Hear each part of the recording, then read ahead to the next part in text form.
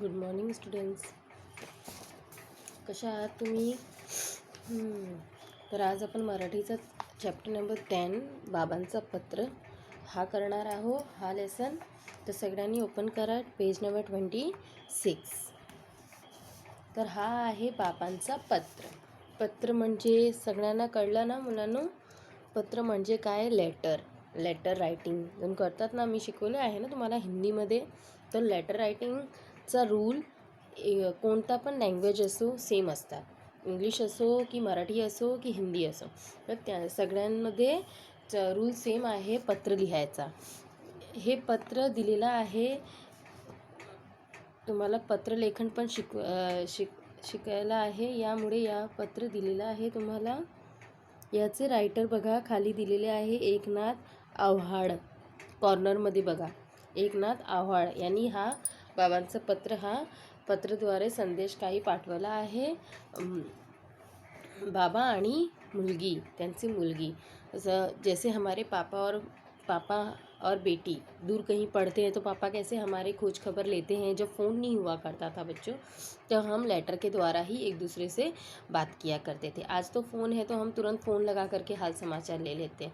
लेकिन आज भी बहुत सारी ऐसी जगह है जहाँ पे सिर्फ लेटर का ही इस्तेमाल होता है. जैसे ऑफिशियल अगर देखा जाए, अगर हमें लीव लेना है, जैसे स्कूल में ही देख लो ना, अगर टीचर लीव लेना है या आप कितने दिन नहीं आए हो तो टीचर आपसे क्या मांगते हैं? लेटर मांगते हैं ना. तो सबको लेटर राइटिंग आनी चाहिए. और लेटर राइटिंग के रूल्स सबको सेम होते हैं, हिंदी हो, मराठी हो, इंग्लिश हो, कोई सा भी लैंग्वेज हो, सेम होते हैं. तो ये लेसन लेटर राइटिंग के उदाहरण के द्वारा आपको समझाया गया है और इससे आपको लेटर राइटिंग भी सीखनी है. हिंदी में तो ऑलमोस्ट मैंने आपको लेटर राइटिंग बता दी है, वही सेम वैसे ही. स्टार्टिंग में हम क्या लिखते हैं? एड्रेस लिखते हैं. और फिर जिसको पत्र भेज रहे हैं उनको उसका एड्रेस लिखेंगे, या उसको प्रिय सहेली है कौन है उसका नाम करके लिखेंगे, या बड़े हैं तो नौशादर नमस्कार प्रणाम करके स्टार्ट करते हैं. फिर बीच में 3 पैसेज होते हैं. फर्स्ट पैसेज में मोस्ट ऑफ हम हाल समाचार लेते हैं. मिडल में हमारा मेन सब्जेक्ट होता है कि हम लेटर किस लिए लिख रहे हैं, उसके उस विषय पे बात करते हैं. और थर्ड एंड करते हैं हम नमस्कार या खुशहाली जैसे शब्द का इस्तेमाल करके, धन्यवाद जैसे शब्दों का इस्तेमाल करके हम एंड करते हैं. और लास्ट के कॉर्नर में राइट साइड पे तुझा बाबा या तुमचा मित्र ऐसे का शब्द लिख के उसके नीचे अपना नाम लिखते हैं. तो यही फॉर्मेट होता है हर लेटर का. तो बच्चों हम लोग देखेंगे अभी इसमें बाबांचा पत्र में क्या स्टोरी है, एक फादर और डॉटर की. तो प्रिय वैष्णवी, ये जो चित्र में लड़की है इसका नाम क्या है? वैष्णवी. अनेक शुभ आशीर्वाद. जब पापा मम्मी कोई बड़े या चाचा चाची कोई भी बड़े घर के हमें जब लेटर लिखते हैं तो हमें वो क्या देते हैं? बहुत सारा आशीर्वाद देते हैं ताकि हम अपने लाइफ में सक्सेस हो. इसीलिए आशीर्वाद होता है बड़ों का. हम कोई भी अच्छा काम करने जाते हैं तो हम सबसे पहले बड़ों का आशीर्वाद लेते हैं. मी कामात पुरता गुरफटलो होतो म्हणून पत्र पाठवायला उशीर होत आहे.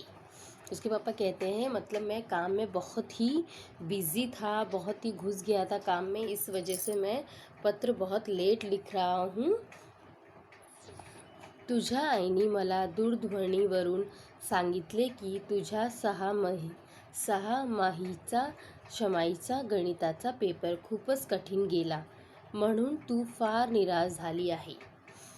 उसके पापा को उसकी माँ से उसकी बात हुई होगी तो उसने बताया होगा कि छमाई एग्ज़ाम जो होता है उसके जो पेपर है मैथ्स के वो उसके बहुत ही कठीण गए. तो उसके पापा उस विषय पे उससे बात कर रहे हैं. पेपरहून घरी आल्यानंतर त्या दिवशी तू रडली होतीस. उनकी माँ ने उनको बताया होगा पापा को कि ऐसा ऐसा हुआ था.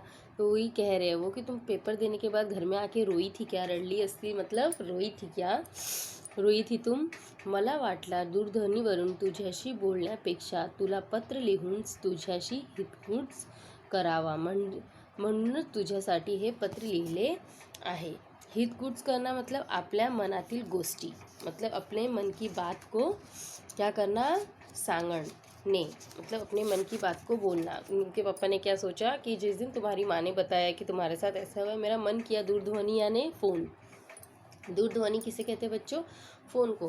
कि मैं फ़ोन करके तुम्हारा हाल समाचार लूँ. लेकिन फिर बाद में मैंने सोचा कि दूरध्वनि से बात करने से बेटर है कि मैं तुमसे पत्र लिख करके तुमसे अपने मन की बात कहूँ.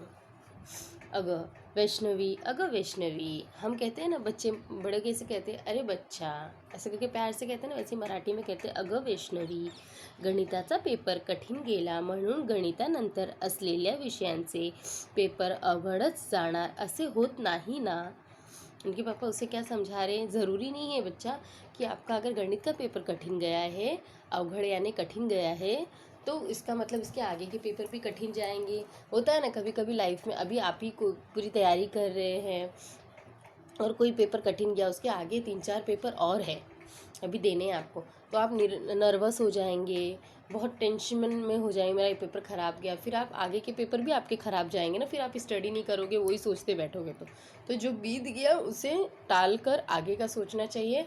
तो जो अगर गणित का पेपर कठिन गया तो हमें आगे के पेपर की और अच्छे से तैयारी करनी चाहिए ताकि वो अच्छा जाए।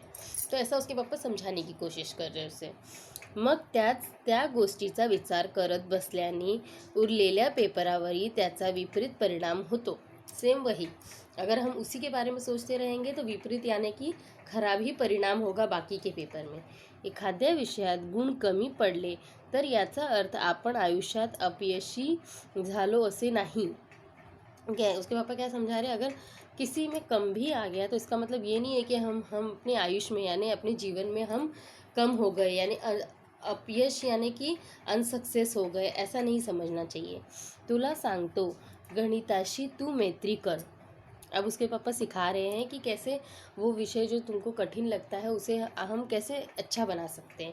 पहले हमें क्या करना चाहिए, गणित से दोस्ती, यानी अगर हमें कोई चीज़ नहीं आती है और हमें वो चीज़ सीखनी है तो सबसे पहले हमें क्या करना है, उस विषय से दोस्ती करेंगे, उसे समझेंगे, प्रैक्टिस करेंगे तो ही आएगा। मग गम्मत या विषयाची, फिर देखो ये विषय तुम्हें मजाक मजाक में कैसे आ जाएगा। तुला मुळीच भीती वाटणार नाही, यानी तुझे थोड़ी भी डर नहीं लगेगा, मुळीच यानी थोड़ा सा भी डर नहीं लगेगा। गणितातील संकल्पना, संबोध, क्रिया तू नीट समजावून घे। गणित की जो संकल्पना है यानी कि जो उसकी परिभाषा है, जो उसकी संबोध है, जो उसका क्रिया है, नीट समझून घे। संबोध मतलब क्या होता है, मूल संकल्पना, यानी जो मेन जो संकल्पना है उसकी वो समझ, परिभाषा देख, फॉर्मूलाज देखो, प्रैक्टिस करो, उसके बेसिक्स क्या है वो समझो, प्रैक्टिस करो।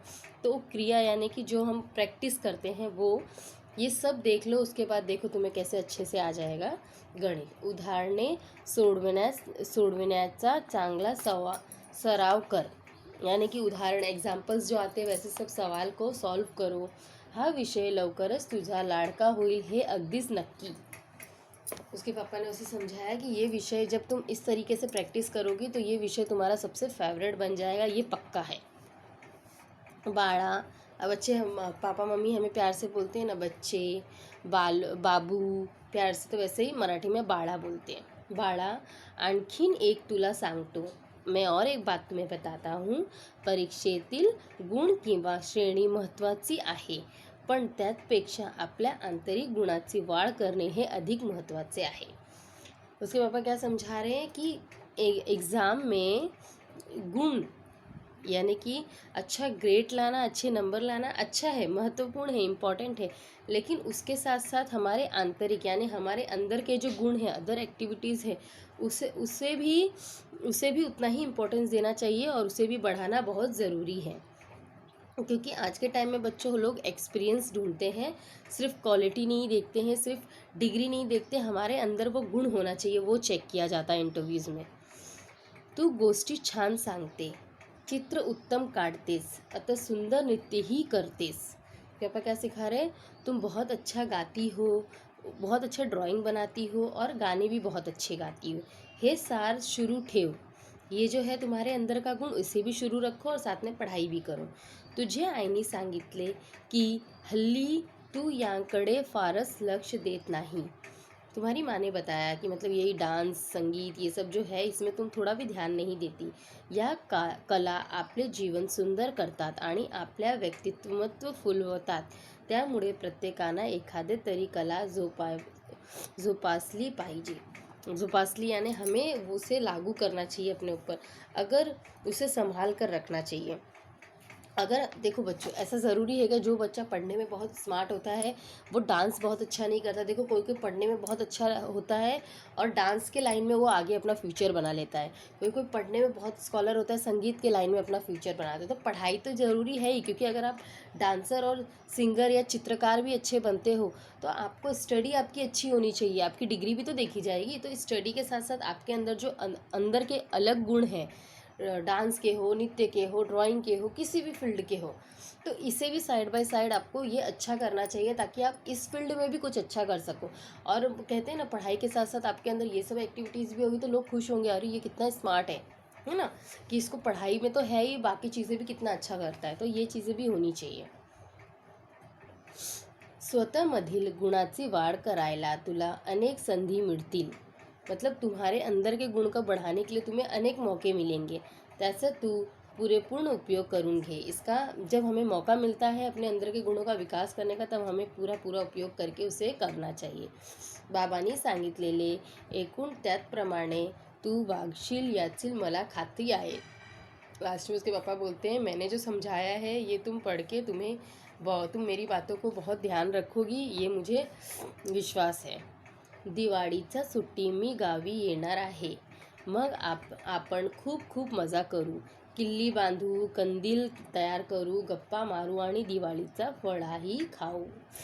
पापा उसके कहते हैं कि दिवाली की छुट्टी में मैं आऊँगा, तब हम लोग बहुत मज़ा करेंगे। किला, छोटा किला बनाते हैं ना, वो बनाएंगे, कंदील बनाएंगे, बहुत गप्पे मारेंगे और दिवाली का खाऊ खाएंगे। खाऊवरून एक गोष्ट आठवली मला। खाऊ से यानी खाने की बात से एक बात मुझे याद आई। या दिवाळीत गावी येताना तुझा आवडतील खाऊ घेऊन येणार आहे। मतलब इस बार दिवाली पे आते समय तुम्हारा सबसे पसंदीदा खाऊ मैं लेकर आऊँगा। कुठला ते तू ओळखले असलीच, कौन सा लाऊंगा वो तो तुम्हें पता चल गया होगा, उसके पापा लाते होंगे पहले हर बार। तुझ्या पुस्तकांच खाऊ गावी येताना मी तुझ्यासाठी गोष्टींची अनेक पुस्तके घेऊन येणार आहे। मतलब तुम्हारी पुस्तक की खाऊ, तुझ्या पुस्तकांचा खाऊ, यानी उसको पुस्तक खाऊ म्हणजे खाने की चीज़ नहीं थी, हम यही गलत फहमी में थे बच्चे। मतलब उसको पुस्तक, अलग अलग तरह की कहानी की स्टोरीज़ की पढ़ना पसंद था, तो पुस्तक का खाऊ मतलब उसे पुस्तक पढ़ना बहुत पसंद था। तो ये वो खाऊ है, वो मैं अच्छा वाला तुम्हारे लिए लेके आऊँगा। वाचून बघ तू, खूप आवडतील तुला। उसे पढ़कर देखना, रीड करके देखना, तुम्हें बहुत पसंद आएगा। बरं आता थांबतो, बाकी सारे भेटंती बोलू। अच्छा, बाकी सब ठीक है ना, बाकी बातें हम मिलने के बाद करेंगे। तुझे लास्ट में कॉर्नर पे राइट साइड पे बच्चों तुझा बाबा ऐसे एंड करते हैं लिख के। फिर ये जो लेटर लिखा है, ये स्टोरी जो समझाई गई है एक लेटर के द्वारा, एक पिता और बेटी के मन की बात, ये है एकनाथ अवढ़ा। अब इसमें इन्होंने देखो लेटर राइटिंग के द्वारा, ये देखो एक किस तरीके से पता भी नहीं चला, एक स्टोरी टाइप भी था और ये एक लेटर राइटिंग सीख लिया हम लोगों ने इससे। देखो इसमें कैसे डिटेल तरीके से स्टेप बाय स्टेप उसके पापा ने फर्स्ट पैसेज में क्या कैसे हैं वो, फिर सेकंड में उसकी प्रॉब्लम, फिर थर्ड में उसका सॉल्यूशन, फिर फोर्थ में लास्ट एंड करते हैं मिलने का, वो करके कैसे एंड किया है। तो इसी तरीके से हर विषय पे कोई भी टॉपिक हो तो हम ऐसे करके लेटर राइटिंग लिख सकते हैं बच्चों। तो आप लोग को एक काम करना है, अभी ये कंप्लीट होने के बाद, अभी हमारा ये कंप्लीट हो गया है, आप लोगों को ये एक बार रीडिंग करनी है। उसके बाद में आप लोग ये वाला है ना अपने ऐसे राइटिंग बुक में लिखना, तो ये एक लेटर भी आप लोग का हो जाएगा। और ये काफ़ी बड़ा है, इसको आप शॉर्ट कर लो, थोड़े थोड़े मेन पॉइंट्स ले लेना और बाकी कट करके इसका एक लेटर राइटिंग आप लोग अपने मराठी के ऐसे राइटिंग जो सेकंड विभाग है उसमें लिखना है, ठीक है। और इसके जो क्वेश्चन आंसर्स है वो मैं आप लोगों को कराऊंगी कल। और इसके जो शब्दार्थ है आप लोगों को क्लास वर्क में क्या करना है, लेसन के नाम लिखना है और डेट डालना है और शब्दार्थ लिखना है। और उसके आगे का कल मैं वीडियो भेजूंगी, उसमें क्वेश्चन आंसर्स एक्सप्लेन के साथ PDF भी भेजूंगी, तो आप लोगों का ये पोर्शन कंप्लीट हो जाएगा। So students, bye and take care.